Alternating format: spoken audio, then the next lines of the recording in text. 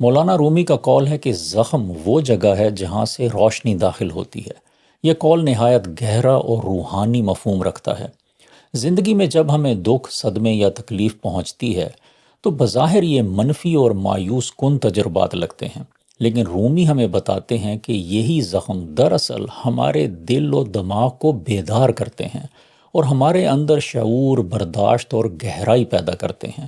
جب انسان کو کوئی دکھ یا محرومی کا سامنا ہوتا ہے تو وہ اپنے اندر جھانکنے پر مجبور ہو جاتا ہے۔ یہی لمحے اس کے وجود میں ایسی دراڑیں پیدا کرتے ہیں جن سے روشنی یعنی فہم، آگاہی اور روحانی تبدیلی داخل ہوتی ہے۔ زخم ہمیں زندگی کے ان پہلوؤں سے روشناس کراتے ہیں جنہیں ہم خوشیوں کے وقت میں کبھی دیکھ نہیں پاتے۔ یہ ہمیں سکھاتے ہیں کہ ہم حقیقت میں کون ہیں اور ہمیں کس چیز کی حقیقتاً ضرورت ہے۔ دراصل زخم ہمیں توڑتے نہیں ہیں بلکہ ہمیں نیا بناتے ہیں۔